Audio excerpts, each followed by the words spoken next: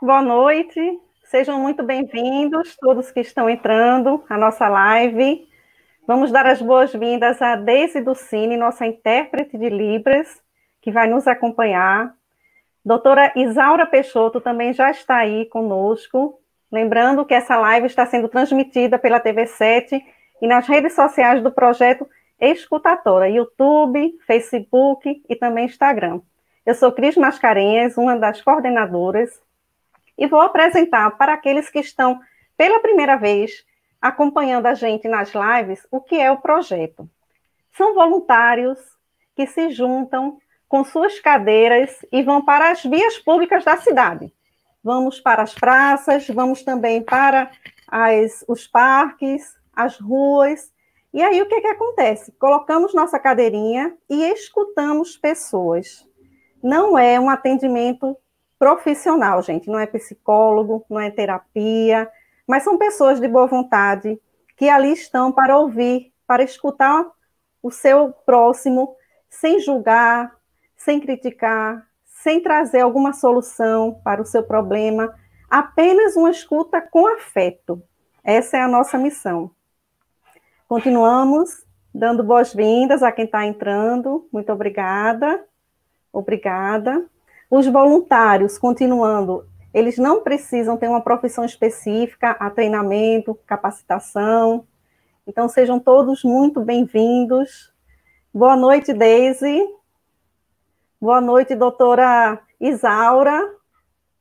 Boa noite, Cris. Boa noite, Deise. E boa noite a todos que estão conosco nesse momento.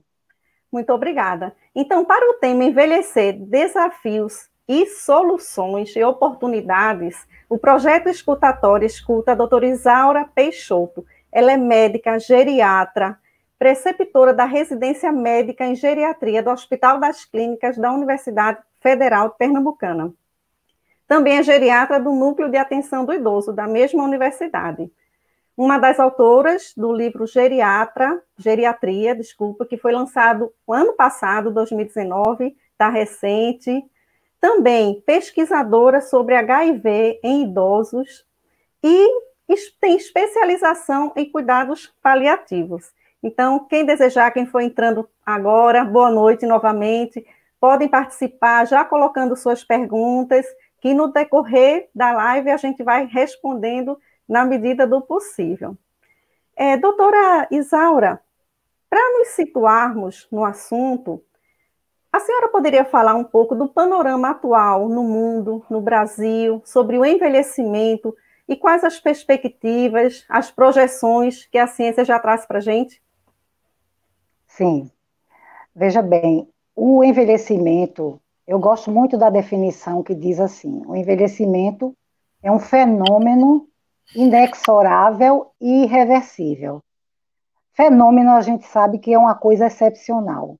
E realmente, nunca antes, na história da humanidade, houve registro de uma longevidade como está acontecendo a partir do início do século XX. Esse envelhecimento teve início nos países desenvolvidos e depois nos países subdesenvolvidos ou em desenvolvimento, como é o caso do Brasil. O Brasil entrou nesse fenômeno mais ou menos nos anos 50. E o envelhecimento também é um fenômeno inexorável, ou seja, ele acontece independente do que seja feito para evitá-lo. Irreversível. Uma vez entrou no processo, não tem mais como voltar atrás. Então, isto é o envelhecimento. E no Brasil, como eu falei, o envelhecimento teve início mais ou menos nos anos 50. Para se ter uma ideia, no início do século XX, por volta dos anos de 1900, a expectativa de vida no Brasil era de 33 anos. Era a média de vida das pessoas aqui no Brasil. Em 1950, essa expectativa aumentou para 50 anos. Sim. E os dados de 2010 que nós temos, baseados no IBGE, essa expectativa de vida agora no Brasil gira em torno de 73 anos de idade, isso em 2010. Estamos aguardando o próximo censo, que mostrará com bastante clareza Qual a expectativa agora para nós, brasileiros? Se sabe que no mundo, atualmente, existem 841 milhões de idosos, ou seja, pessoas com 60 anos e mais. E se espera que em 2025, 2050, desculpem, no mundo, haja 2 bilhões de idosos. Uma população bem importante em número. E a Organização Mundial de Saúde, Cris, ela diz que ela relata que entre os anos de 1950 e 2025, ou seja, em 75 anos, no Brasil, a população idosa terá crescido 16 vezes, ao passo que a população adulta crescerá 5 vezes. Isso colocará o Brasil, em 2025, como o sexto país no mundo em número de idosos. E tem mais uma novidade, os centenários. O Brasil já tem 17 mil centenários. Eu sou uma pessoa privilegiada porque acompanho alguns centenários. E no Japão, que é um país bem menor do que o Brasil, já existem 36 mil centenários. E a tendência é aumentar cada vez mais. Doutora Isaura, eu lembro que há poucos anos, quando uma pessoa fazia 100 anos, aparecia no Fantástico, aparecia na mídia, era um evento. Verdade. Né? E hoje a gente está com essa população. E quem vive mais, o homem ou a mulher? E por quê? Pois é. Na verdade, embora a longevidade seja para ambos os sexos, a mulher vive mais. E por quê? Porque a mulher se cuida mais, Cris. Ela vai mais ao médico, ela faz os exames rotineiramente. Para você ter uma ideia, em meu consultório, 95 a 98% dos pacientes idosos que eu atendo são mulheres. Quando eu atendo um homem e pela primeira vez eu interrogo qual é o motivo da sua vinda aqui, ele diz porque eu não aguento mais a minha mulher dizendo que eu tenho que ir para o médico. Então, eu acho melhor eu vir e acabar com essa história porque está ficando estressante. Então, é mais para se livrar, né? É mais para se livrar da insistência. Mas a mulher não, a mulher ela vai, tudo que você pede para ela fazer em torno de rastreamento, ela faz, ela se interessa, ela é por dentro. Então, está explicado por que a mulher vive mais do que o homem. Doutora Isaura, além dela viver mais, né, do que os homens, e a expectativa de vida ter aumentado fisiologicamente, a senhora acha que tem um descompasso entre a idade cronológica e a fisiológica? E assim, tem como contar essa idade? Por exemplo, se eu posso ser uma pessoa de 40 anos, mas muito debilitada fisicamente. Então, minha idade correta seria 50, 55. Sim, veja, o envelhecimento, ele permitiu o surgimento de muitas novidades. Então, se sabe que existe a idade cronológica, a idade fisiológica, que é também chamada de idade biológica, existe a idade psicológica e a idade social. A idade cronológica, ela se baseia na data do nascimento. Uma pessoa que nasceu em 1950 terá agora 70 anos. Isso é a cronológica. A biológica, para dar um exemplo, é aquela pessoa que chega e você pergunta qual é a sua idade. Ela diz 75, você diz, mas não parece, parece que tem 60, 65. Não existe ainda marcadores biológicos que você faça dosagem para ver essa idade. O que se sabe, o que eu vejo na minha prática, é que as pessoas que não aparentam a idade que têm, elas são pessoas que têm um organismo mais forte. É como se os órgãos acompanhassem a aparência física exterior dessa pessoa. A idade psicológica é a idade que cada um acha que tem. É comum eu atender pessoas com 80 anos, frequente isso, que me dizem, olha, doutora, às vezes eu me olho no espelho e me surpreendo. Eu digo, como pode ser? Eu já tenho 80 anos, mas eu não me sinto com 80 anos. Isso é a idade psicológica. E a idade social é aquela idade que os outros atribuem ao idoso. Porque tem idoso que ele é feliz, ele gosta de dançar, ele gosta de namorar, ele gosta de dizer piadas. Então, às vezes, as pessoas dizem, olha para aí, ele não está se enxergando, que já tem essa idade e está tendo esse comportamento. Então, a sociedade atribui. um comportamento que espera do idoso. E muito desses paradigmas terão que mudar. A senhora acha que, por exemplo, se for, a gente quando vê um idoso, as pessoas brincando, dançando, às vezes acham até ridículo, como a senhora colocou Sim. agora. Se fosse o contrário, se fosse uma pessoa jovem, não há esse tipo de crítica. Digamos, uma pessoa de 20 anos, mas que tem um comportamento muito mais maduro do que sua idade, é mais sisudo, não gosta muito de festa, ninguém diz nada, né? Isso é Isso. preconceito? Isso é preconceito? Veja, Cris, a gente enfrenta, o idoso enfrenta preconceito. O preconceito em relação ao idoso recebe o nome de ageísmo. Ageísmo é um termo em inglês que foi adaptado para a nossa língua como etarismo ou idadismo. E é uma forma de preconceito contra o idoso. Então, você querer moldar, você criticar o comportamento do idoso é uma coisa que funciona como uma figura que já é conhecida na geriatria, que é o bullying do idoso. A gente sabe que o termo bullying é um termo para crianças, não é? É uma coisa de uma criança em relação à outra e que causa muitos problemas psicológicos. Mas isso pode acontecer também com o idoso. Então, a gente precisa ter muito cuidado para não cometer esse tipo de engano, de erro, ao tratar com o idoso. O idoso não pode ser vítima porque ele tem os danos psicológicos semelhantes a qualquer pessoa que sofre discriminação. Certo. Inclusive, a gente sabe que uma boa parte dos idosos que são dentro da sua própria família agredidos, né? E normalmente é a própria família que faz isso. A gente sabe que tem o Disque 100. Nós, se nos omitimos, estamos infringindo a lei, está na lei que a gente não pode se omitir, e muitas pessoas não denunciam, e o próprio idoso. Por que, que o próprio idoso não se manifesta quando vai numa consulta médica, por exemplo, e fala o que está acontecendo com ele? Porque é tão grave a situação que já está se vendo agora, eu estava buscando pesquisas, netos que estão agredindo avós. Ou seja, isso Verdade. provavelmente por conta de um exemplo dentro de casa, de falta de respeito com aquele avô. O que, é que a Pois senhora é. Veja, Deise não, Cris. Existe uma série de formas do idoso ser agredido, da violência contra o idoso. Os extremos da vida, a infância e a terceira idade, são fases vulneráveis.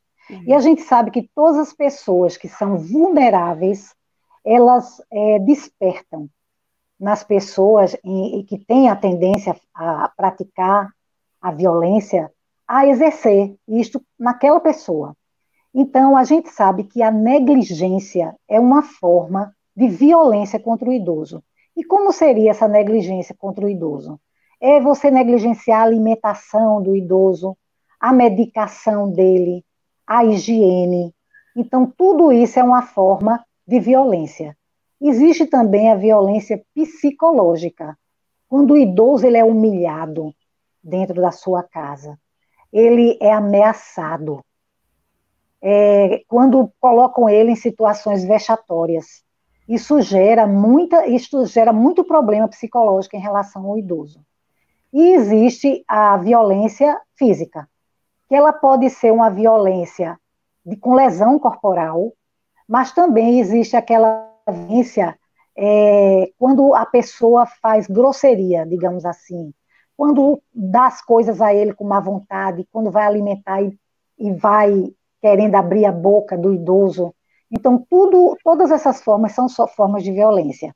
E a gente sabe que essa violência ocorrendo no interior da casa do idoso, muitas vezes é difícil de ser presenciada.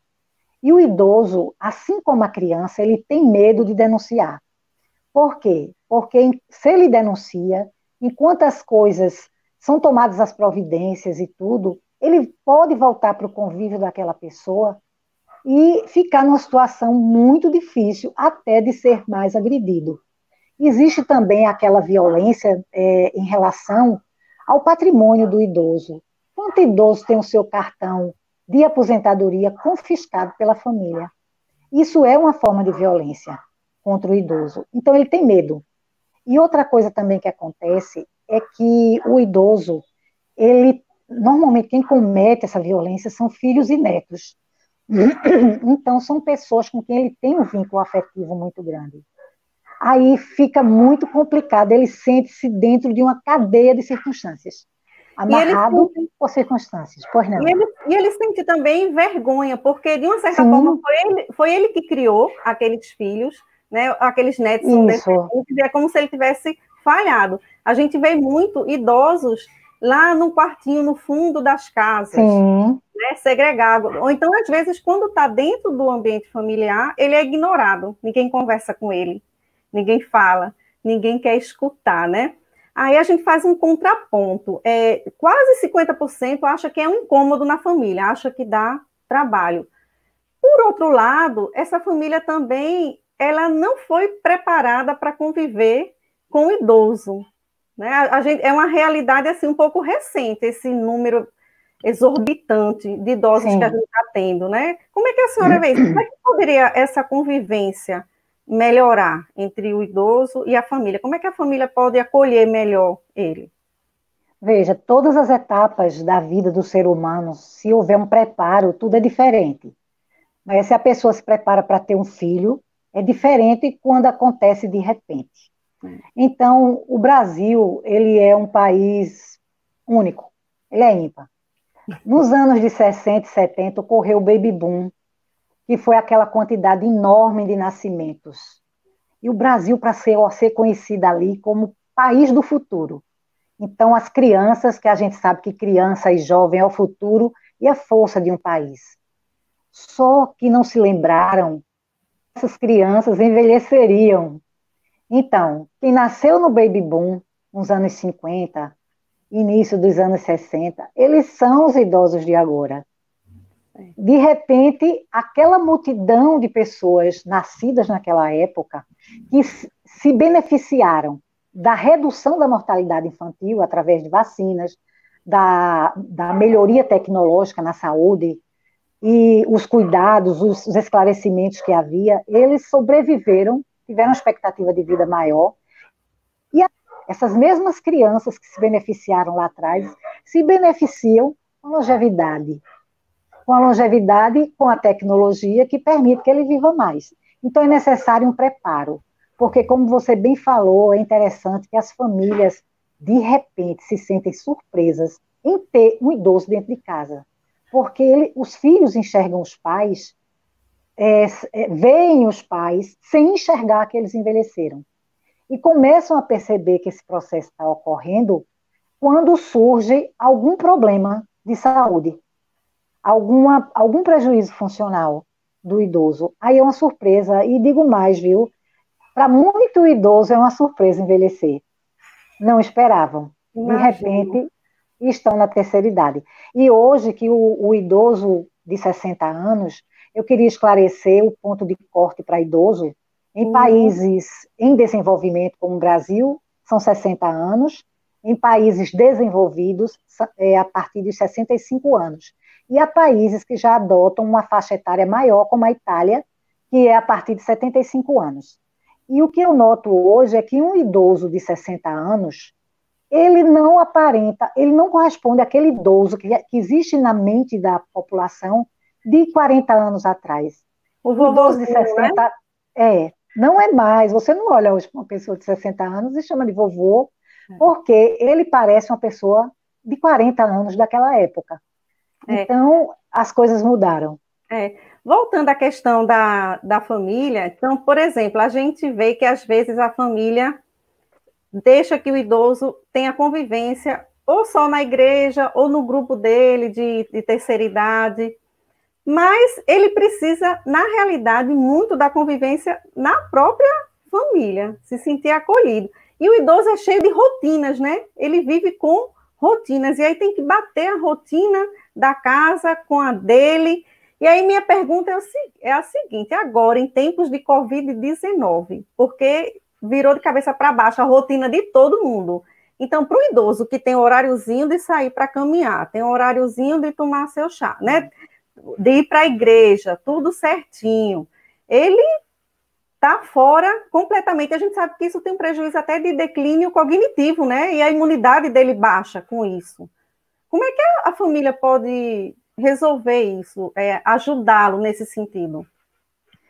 Veja, Deise não, Cris. O que a gente nota é o seguinte, os idosos, muitos idosos, mas eu quero aqui deixar registrado que eu tenho idosos extremamente bem cuidados, muito amados. São idosos muito felizes e que me deixam muito feliz. São idosos respeitados. Mas tem aqueles também que vivem só, não é? Aos poucos, a terceira idade, ela coincide com a coisa chamada síndrome do ninho vazio. É a época que os filhos saem de casa e muitas vezes acontece a perda do cônjuge, né? O cônjuge falece. Em alguns casos é uma libertação, mas em outros é uma catástrofe.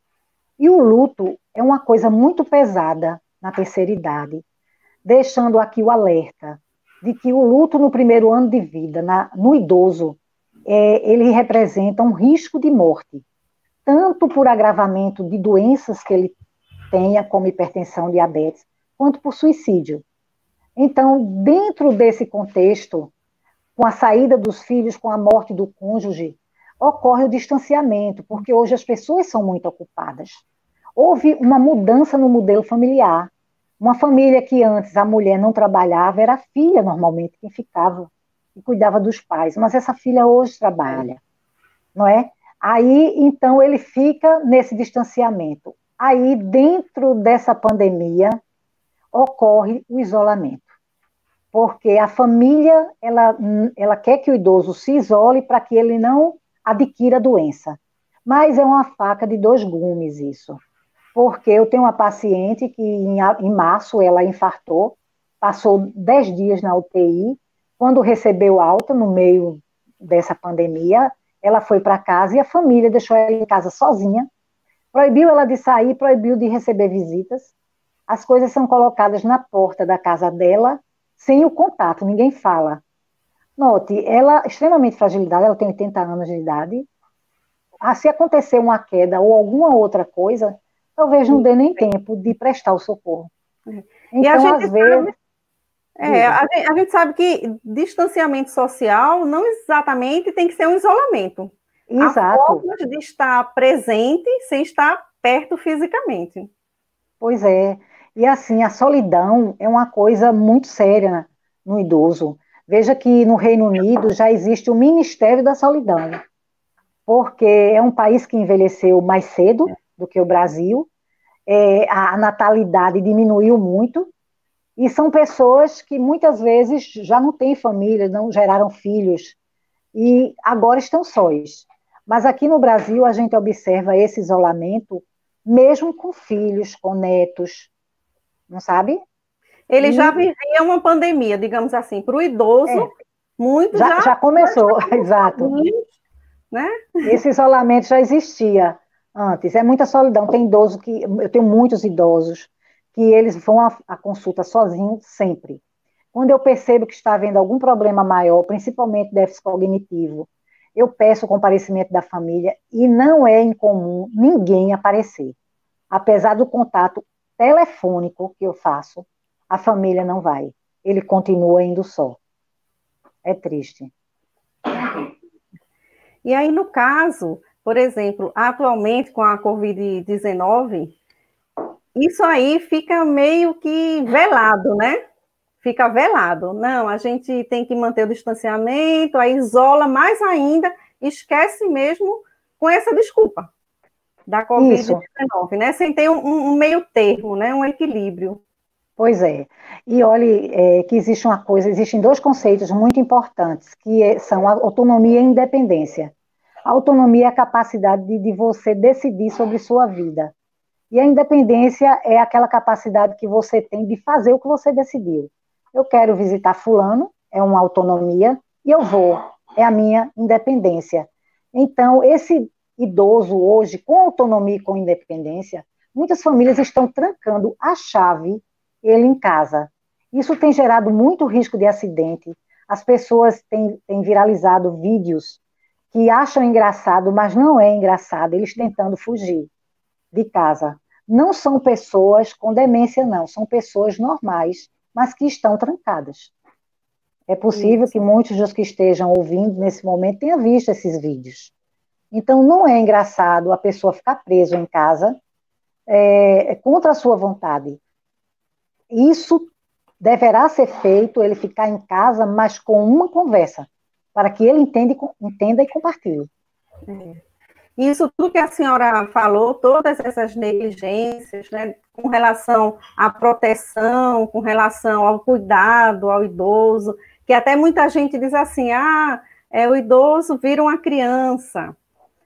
A senhora acha que é uma maneira de infantilizar o idoso? Porque, como a senhora está falando, ele tem autonomia, ele tem a independência dele.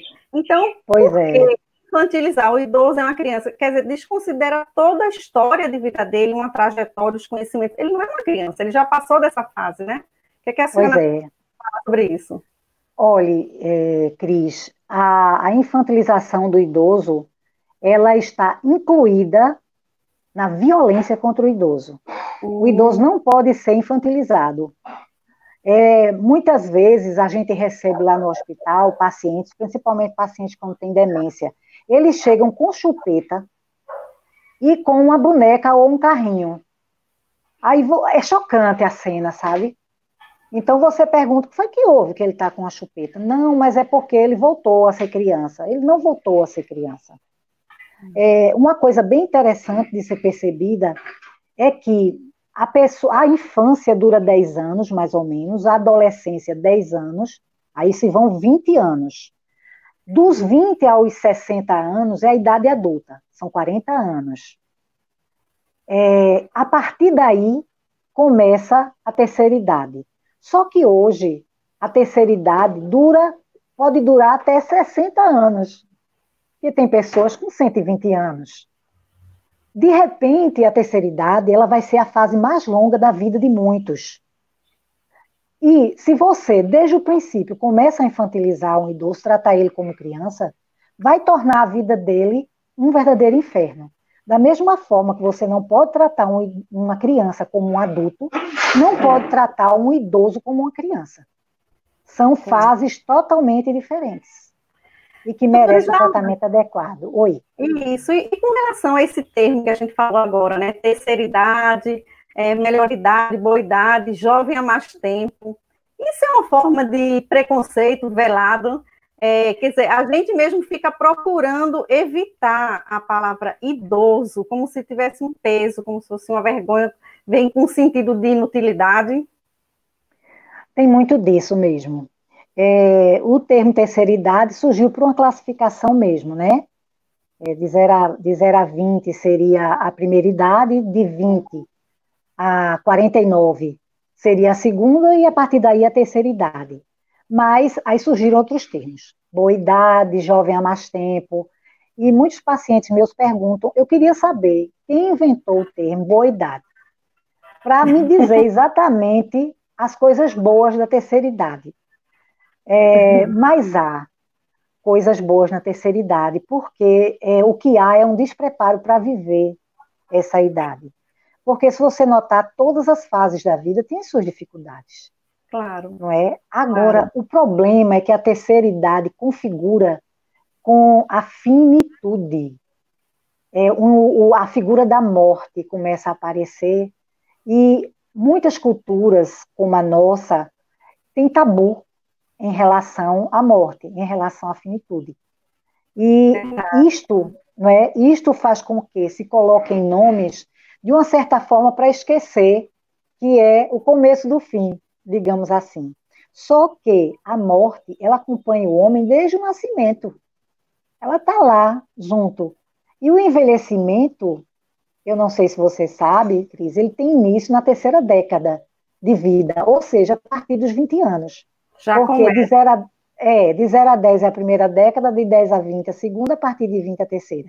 Começa devagar, e aos 60 isso já está bem visível e ocorre um movimento acelerado do envelhecimento. Mas existe muito preconceito em relação à terceira idade. O idoso, ele se sente inferiorizado. E quando ele tem déficit sensorial, principalmente auditivo, ele se isola. Muitas vezes eu vou atender um paciente com déficit auditivo e ele, quando senta, ele diz: converse com minha acompanhante porque eu não escuto bem. Aí eu digo: não, eu converso com você e se você não escutar, eu falarei mais alto. Então, de um modo geral, quando eu atendo o idoso, eu falo mais alto e mais compassado, como eu estou falando agora, porque Isso, ele faz muito leitura bem. labial. Ótimo, que legal. Doutora Isaura, temos perguntas para a senhora, viu, sobre seus pacientes. Vamos. De Orval Neto, ele está dizendo assim, uma curiosidade. Quando os idosos que são atendidos por vocês fazem exercícios físicos, eles Não são entendi. ativos? Quando os idosos que estão com vocês fazem exercícios físicos? Sim. Ele quer saber quantos é? É. Ou pelo menos Olha, em proporção. na verdade, o exercício físico é um estímulo relativamente recente. Os idosos de agora viveram a juventude que não se enfatizava o exercício, mas faz parte de todas as minhas consultas o estímulo ao exercício. E eu devo dizer que eu tenho um bom êxito em relação a isso, porque hoje os estudos já mostram que o exercício está ligado à longevidade. Normalmente, quem faz exercício vive mais, está ligado a uma memória melhor. Se sabe, foi uma pesquisa, inclusive de uma universidade aqui do Brasil, do Rio de Janeiro, que a panturrilha produz uma substância durante o exercício que ela combate o Alzheimer. Essa pesquisa foi prolongada, foi aplicada já em animais, curou o Alzheimer nos animais e agora está na fase experimental em humanos. E isso não é produzido em nenhum outro momento, a não ser no exercício. E quando a pessoa começa o exercício, principalmente a partir do terceiro mês, tudo melhora. Melhora a memória, melhora o humor. Ele faz grupos, que é muito importante. O ser humano é um ser sociável. Ele precisa da convivência. E Então, aproveitando essa sua fala, tem uma outra pergunta aqui, que é o seguinte, de Moraes. Doutora Isaura, a depressão do idoso é mais difícil de ser tratada? Um caminho já é aí, atividade física, né? pois Mas é um deles. é mais difícil de ser tratada? Não. Na verdade, quando você atende um paciente que você detecta que ele está com um quadro depressivo, porque, na verdade, a depressão, ela pode ocorrer sem ter um fator desencadeante. As pessoas pensam que a depressão é decorrente de alguma perda, de um luto, de alguma coisa desse tipo. Mas, com a terceira idade, ocorre uma diminuição dos neurotransmissores, das substâncias cerebrais, que ajudam o cérebro a funcionar bem. Então, essa diminuição ocorre fazendo parte do envelhecimento normal. E em algumas pessoas é mais acentuado, tem que haver a predisposição genética também, e ele desenvolve. Então, você primeiro tenta identificar se existe algum outro fator, se ele se sente solitário, se ele se sente numa relação ruim com a família, porque não é só fazer medicamento. Primeiro, você tem que fazer um ajuste comportamental. E o exercício é um item determinante, é um item fundamental no combate à depressão. Olha, estão perguntando aqui qual a sua visão a respeito do ageísmo, que vem do age, né? Idade, Isso. do inglês. Nós já comentamos alguma coisa, mas quero saber o que é que a senhora acha disso, do ageísmo. Olhe, eu, enquanto geriatra, eu fico muito chateada com o ageísmo, porque o ageísmo é como o bullying. Ele precisa ser combatido, precisa haver programas de conscientização, porque a partir do momento que a população, como um todo, passar a entender o que é o envelhecimento, o valor que o envelhecimento tem e o respeito que o ser humano, em qualquer fase da vida, é merecedor, isso começará a ser combatido. Porque o idoso ele tem muito a oferecer. Ele é uma história viva. E se você se der o trabalho de parar para escutá-lo, você aprende, ele tem mais a oferecer do que a receber. Então, é muito importante o combate ao ageísmo, não permitir. Você tem que se vigiar para não cometê-lo, porque às vezes aparece como piada, né? Você vê que tem muita piada com o idoso, principalmente com o idoso que está perdendo a memória. Não É, se pode estimular, não se pode achar engraçado qualquer forma de brincadeira com a idade da pessoa. é preconceito como outro qualquer. Qualquer, como racial, como de etnia, como qualquer outro preconceito. Ele precisa ser evitado, porque causa uma infelicidade imensa, dói na alma do idoso, e na minha também. Imagino. Na sua, eu tenho certeza, porque dá para notar, assim, a senhora conhece a fundo todos os seus pacientes e Conheço. fala com muito carinho. É uma maravilha ter a senhora aqui, viu? Inclusive, tem pessoas de Garanhuns, São Oh, Bernardo do Campo, São Paulo, que Cotia, bom. assistindo. Olha que legal, muito bom mesmo, né? Olha, uma das coisas que eu observo muito é que, às vezes, até um jovem fica meio deprimido, né? Fica meio sem sentido, vai se entregando, fica com a depressão, que é a falta de propósito. Porque todos nós temos necessidades de ser útil, de alguma maneira. Quando a gente não é útil, a gente fica sem propósito, É né? verdade. Então, a gente pensa que isso é uma coisa só do idoso, porque já está perto de falecer, e aí não tem mais o que fazer, se aposentou, aposentadoria. A aposentadoria também não quer dizer inutilidade. Às vezes é uma oportunidade Isso, de você fazer alguma atividade que você não tinha condições antes com o seu trabalho. Uma arte, uma atividade física, um esporte, né? Uma outra faculdade. Então, nesse sentido, o idoso ele precisa ter metas como qualquer outra pessoa para se sentir vivo, nem que seja até o final de semana eu tenho que terminar essa bolsinha de crochê para minha neta, né? Ele tem que ter seus objetivos também, tem que ter suas atividades, né? Aí eu estava lembrando do Vitor Frankl, um psicanalista da logoterapia, que ele passou em 4 campos de concentração. E ele era muito franzino, magrinho, e ele via que os robustos, os fortes, morriam antes, e os magrinhos ficavam. E ele começou a observar. E ele notou que essas pessoas que superavam, que saíam dos campos, ele teve até em Auschwitz, eram pessoas que tinham propósito, eram pessoas que tinham outras esperando eles do lado de fora, tinham um filho, tinham uma empresa a dar continuidade. Então, essas pessoas tinham um motivo para poder sobreviver, no caso, né? Nem viver, né? E sabe como é que eles conseguiam isso? Eu nem sabia que existia em campo de concentração, apesar de até já ter visitado, através das artes. Eles faziam teatro, música, canto, tocavam, inventavam algum instrumento. Então, é um caminho interessante, né? Então, tem que ocupar o idoso. Ele tem que ser útil, ele tem que ter algum objetivo, né? Tem que dar tarefa para ele, né? Para ele se sentir vivo. E quando a gente isso. não faz isso, a gente está negligenciando, né? Um idoso desse que desenvolve uma depressão, a gente que negligenciou, que não cuidou direito, né, que não protegeu, nós somos corresponsáveis. Às vezes Sim, não pelas leis, né, humanas, mas na consciência da gente, a gente sabe que contribuiu com aquilo ali, com aquele ato, né, tão extremo que é o suicídio, né? é verdade. Vamos lá. Lebrige Mara diz, médica de minha família, pessoa profissional maravilhosa. Eu já sei, viu, Lebrige? Ela diz também, isso, exatamente. Flávio, doutora, o exercício é o sol pela manhã. O exercício é o sol pela manhã. Você deve gostar de caminhar, né? Muito obrigada, gente, pelas participações, né? Boa noite aos que chegaram depois, aos que estão participando. Doutora Isaura, tem um paradoxo. Além de que é de uma sociedade materialista, a gente cultua o corpo perfeito, a gente se excede em procedimentos médicos, cirurgias plásticas, né?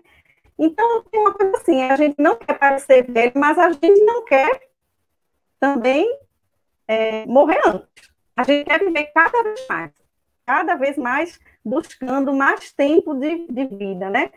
Aí o que acontece nisso? Na cabeça da pessoa quando está ficando, né, mais idoso, quando vai passando para essa fase, para equilibrar essas duas coisas? Veja, muitas vezes, essa pergunta que você fez é feita por muita gente, principalmente pelos jovens, mas é uma coisa interessante. Como é que funciona a cabeça de um idoso?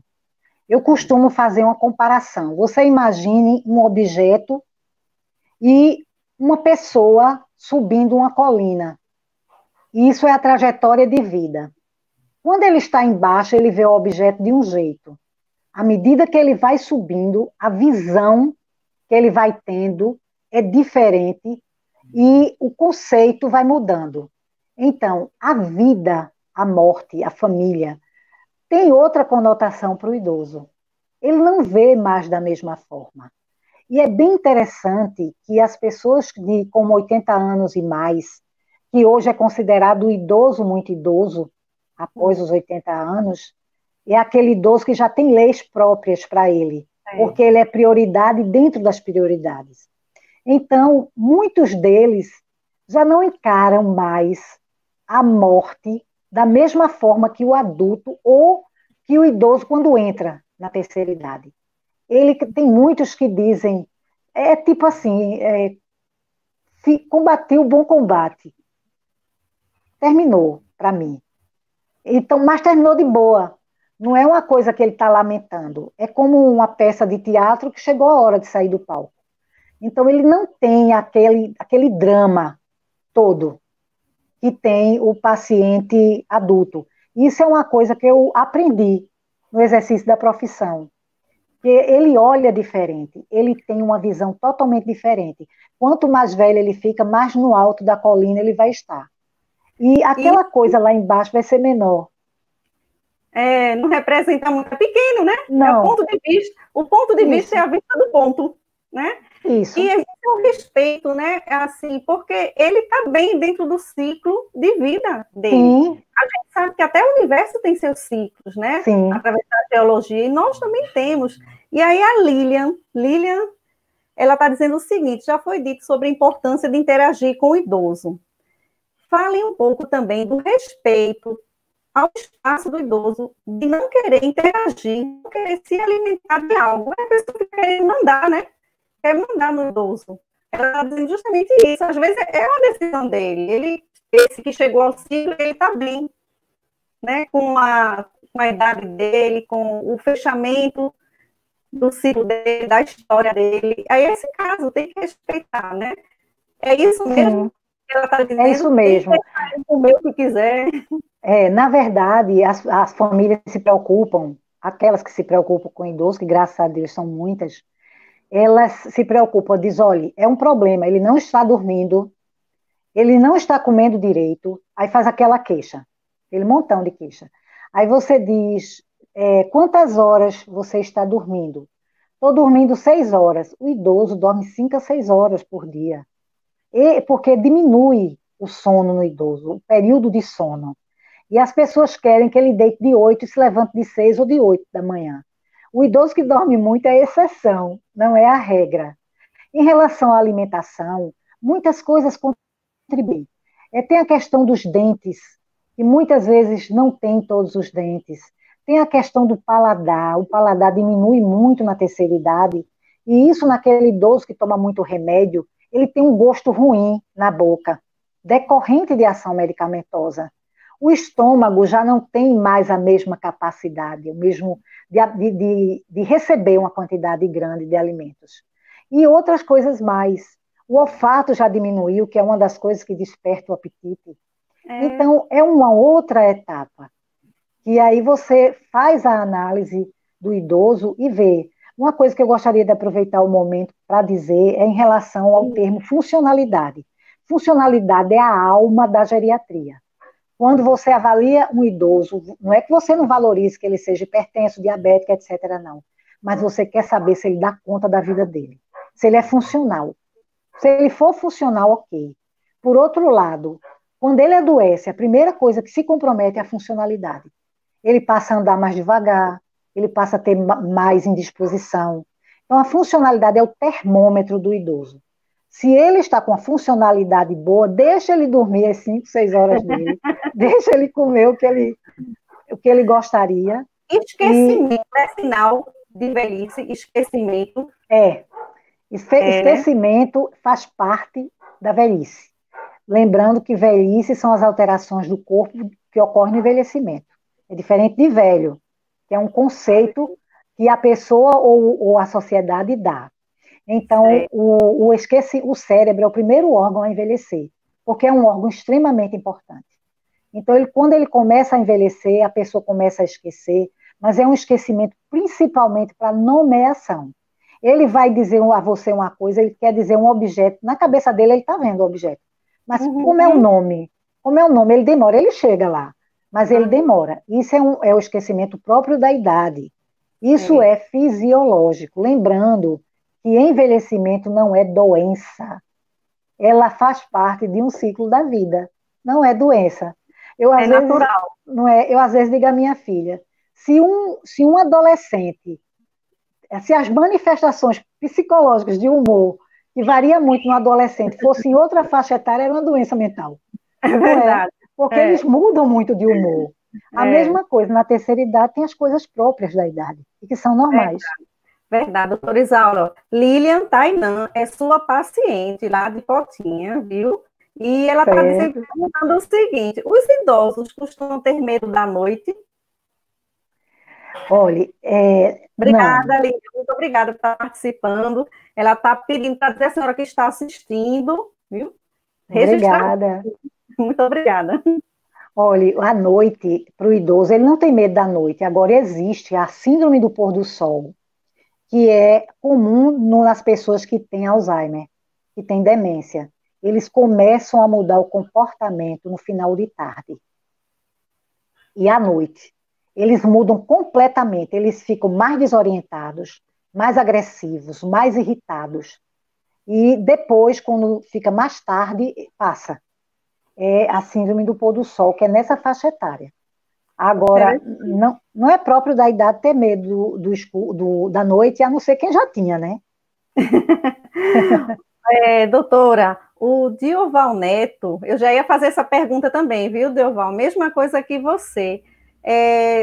A gente sabe que tem desafios, né, quando você chega a ficar idoso, depois de 60, mas também tem oportunidades. Quais são as oportunidades? Qual é o lado bom? E já emendando com outra pergunta, o que é que o idoso tem para ensinar para o jovem e o jovem tem para aprender com o idoso? Um com o outro. O que é que um tem que aprender com o outro, na realidade? Certo. Veja, sem sombra de dúvida, eu trabalho com muitos jovens e o que eu tenho de mais importante a oferecer, embora eu ainda não faça parte da terceira idade, é a experiência. É o ensinar a fazer como. Como é que eu faço isso? Porque são coisas que você não encontra no livro.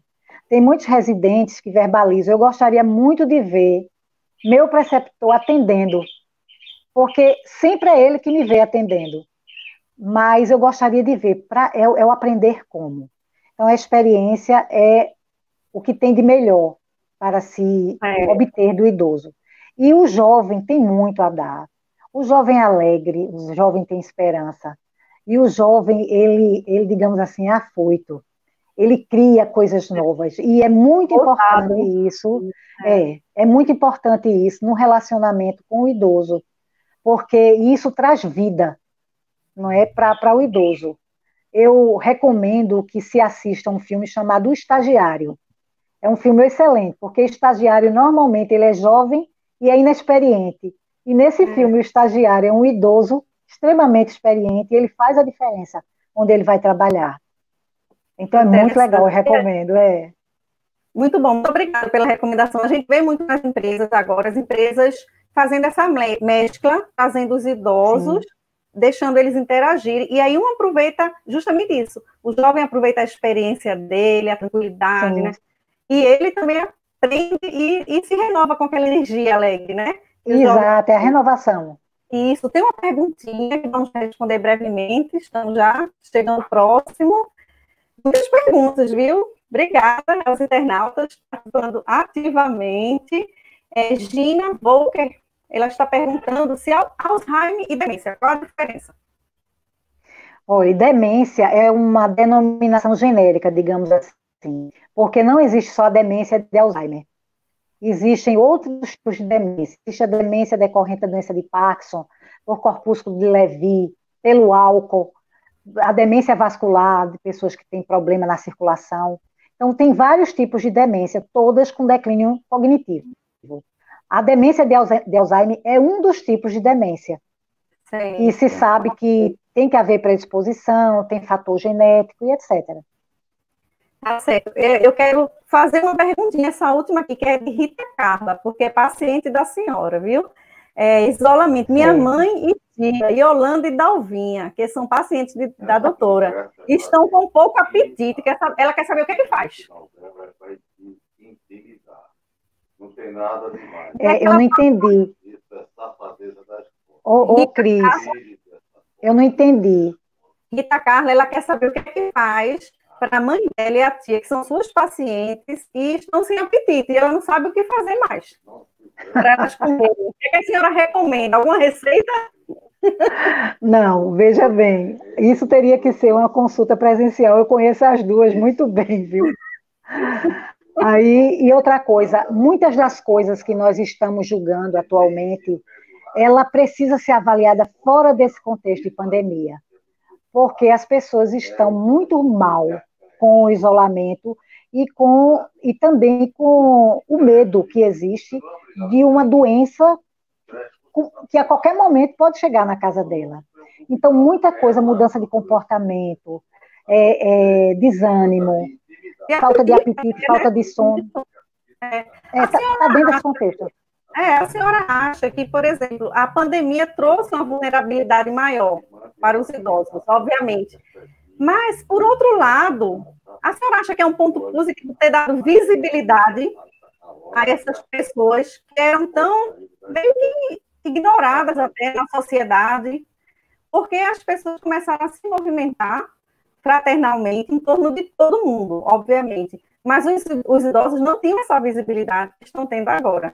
Tem uma preocupação maior, a gente vê gente indo fazer feira, ligando, né? A gente pode até lançar aqui agora, vamos combinar, eu, Isaura, Deise, seus pacientes, #ligue para um idoso. Vamos lançar essa campanha, liga para um idoso. Podem colocar aí, se vocês gostarem, escreve aí no chat, #liga para um idoso. Então, a senhora vê como um ponto positivo, de qualquer forma, assim, que trouxe essa pandemia?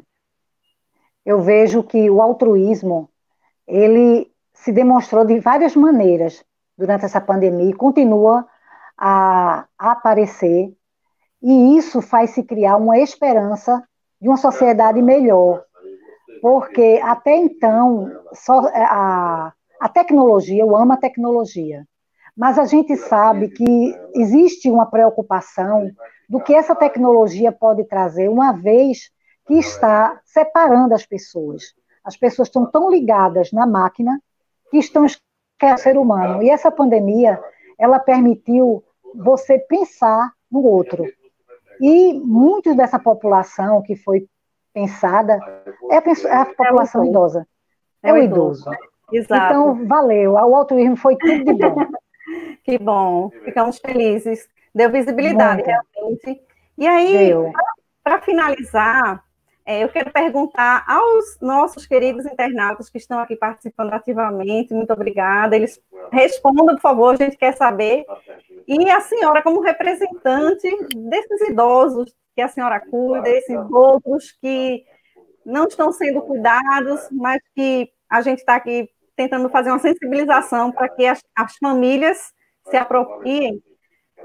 Qual o recado que a senhora daria em nome deles para toda a sociedade, para que a gente pudesse viver melhor, incluindo ele em todas as situações, se adequando melhor? O que a senhora diria se a senhora pudesse falar em nome deles?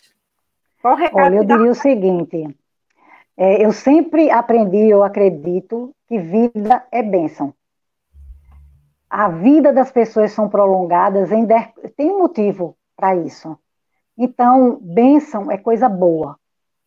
E há 3 coisas que o ser humano é determinante para que ele se mantenha vivo e bem. Primeiro é o amor. O amor é tudo que o ser humano precisa, é amar. Depois ele precisa ter projetos. Sempre estar projetando, colocando alvos e ter esperança.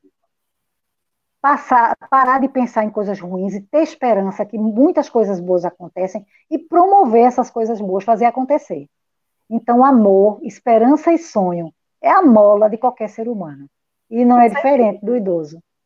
Para qualquer idade, é isso que eu ia dizer, né? Qualquer idade, no idoso, Isso. Principalmente, não? Isso, estou mandando um beijo para a senhora Maria G, médica maravilhosa, viu? Seus pacientes Obrigada. estão aqui arrasando. Bom, é isso, né? Essa conversa foi para dar mais visibilidade, mais segurança para esses idosos e alertar, sensibilizar, principalmente os cuidadores, que têm a maior responsabilidade, Sim. né? Essa rede de apoio, os cuidadores fazem parte, a família, o médico, todo mundo, né? Então, eu quero agradecer demais a senhora, quero agradecer em nome dos seus pacientes que estão aqui ainda falando com a gente, viu? Pelo seu carinho, pela sua disponibilidade em estar aqui conosco, foi excelente, gratidão eterna. Agradecer a Deise, viu, Deise? Você que tornou Obrigada, Deise. A gente alcançar, né, ampliar esse alcance para outras pessoas que são portadoras, né, de deficiência e assim podem acompanhar também a doutora Isaura. Lembrando que essa live vai ficar gravada, você pode acessar Projeto Escutatória no Instagram, no YouTube, no Facebook. Agradecer a Vanderlei e a Rubens, da TV7, que estão transmitindo, fazendo essa transmissão incrível. E agradecer também a Bruno Filizola, um dos coordenadores do Projeto Escutatória, mas que ele fica de técnico quando a gente está fazendo live até o final, sofre com a gente, viu? Então, já convidando vocês para a próxima live, quarta-feira que vem, dia 3 de junho, vai ser com Sinara Batista, uma outra nossa coordenadora vai estar conduzindo, às 18h30, do mesmo jeito, nos mesmos canais. Eu já bloqueei minha agenda, viu? Porque o tema é Jesus, o escutador de almas. E o projeto escutatório escuta Lúcio Maranhão, que é médico e escritor espírita. Então, convido a senhora também, doutora Isaura, Deise, certo, para a gente ficar do outro lado, lá no chat, conversando com os internautas, né? E participando das lives também. A casa é de vocês agora fazem parte também do projeto escutatória, né? Que bom. Então é isso, gente. Gratidão por esse momento, pela companhia, a vocês internautas por terem ficado até agora com a gente, né? Conversando, fazendo perguntas. A gente vai pegar essas perguntas e vai separar para a doutora Isaura, se tiver oportunidade, falar com alguma paciente e responder diretamente, né? Não deu tempo de falar de todos, mas muitas a gente deu para incluir na live, ok? Então, gente, fiquem bem, fiquem em casa, fiquem com Deus, tudo de bom. Amém. E até lá, até a próxima. A gente se encontra novamente.